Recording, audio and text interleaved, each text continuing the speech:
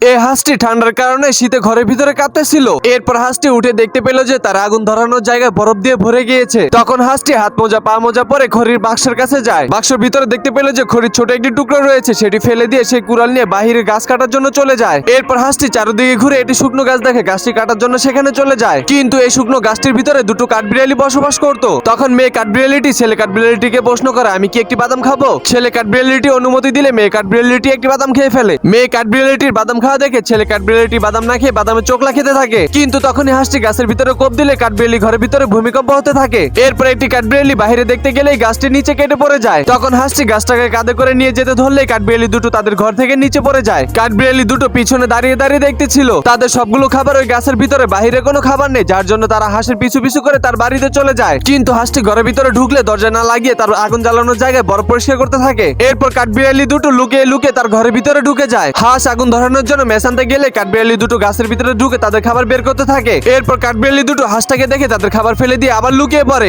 হাঁসটি এসে গাছের ভিতরে আগুন ধরিয়ে দিয়ে আগুন ফুয়াতে থাকে আর হাঁসটি বলতে থাকে, আহ কি আরাম লাগতেছে। তখন কাঠবিড়ালি দুটো লুকিয়ে লুকিয়ে বালতি থেকে মুখে পানি নিয়ে আগুনের ভিতরে দিতে থাকে। ধীরে ধীরে পানি দিতে দিতে আগুনটি এক পর্যায়ে নিভে যায়। এরপর মেয়ে কাঠবিড়ালিটি মুখে পানি নিয়ে ছেলে কাঠবিড়ালিটিকে মারলেই তারা নিচে পড়ে যায়। আর এদিকে হাঁসটি চোখ বন্ধ করে আগুন তাপাচ্ছিল। তখনই কাঠবিড়ালি দুটো গাছটিকে নিয়ে পালাতে ধরলে হাঁসটি দেখে ফেলে।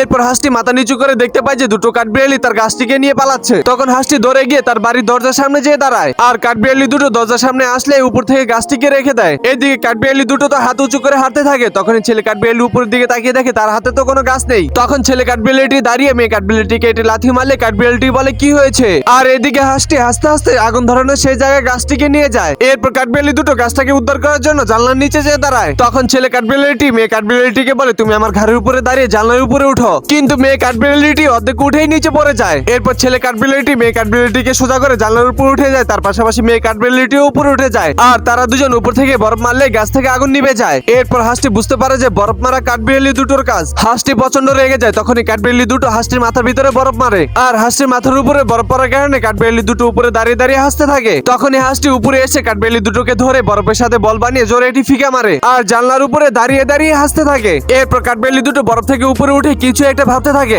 অপরদিকে হাঁসটি সেই গাছটাকে নিয়ে বরফ পরিষ্কার করতে থাকে। তখন কাঠবিড়ালি দুটো দরজার সামনে দাঁড়িয়ে একটি বুদ্ধি বানায়। এরপর একটি কাঠবিড়ালি দরজার সামনে দাঁড়িয়ে থাকে আর একটি কাঠবিড়ালি দৌড়ে উপরে চলে আসে আর বরফ দিয়ে বল বানিয়ে হাঁসের বাড়ির দরজাটি সই করতে থাকে। এরপর কাঠবিড়ালিটি দৌড়ে গিয়ে বরফের বলটি মারে আর উপরে দাঁড়িয়ে বাঁশি বাজালে নিচে থাকা কাঠবিড়ালিটি দরজা টোকা দিয়ে সেখান থেকে চলে যায়। এরপর হাঁসটি আগুন না জ্বালিয়ে দরজা খুলতে যায়। তখনই বরফের গোলা এসে দরজার সাথে বাড়ি খেলে হাঁসটি বরফের ভিতরে আটকে যায়। আর এদিকে কাঠবিড়ালি দুটো তাদের গাছটিকে উদ্ধার করে সেখান দিয়ে যেতে থাকে। তখনই ছেলে কাঠবিড়ালিটি দৌড়ে এসে দরজাটিকে খুলে হাঁসের পাশার ভিতরে এটি লাথি মারে। এরপর হাতটি মুছে সে সেখান থেকে নায়কের মতো হাঁটতে থাকে। আর কাঠবিড়ালি দুটো তাদের গাছটিকে নিয়ে সেখান থেকে গান বলতে বলতে চলে যায়।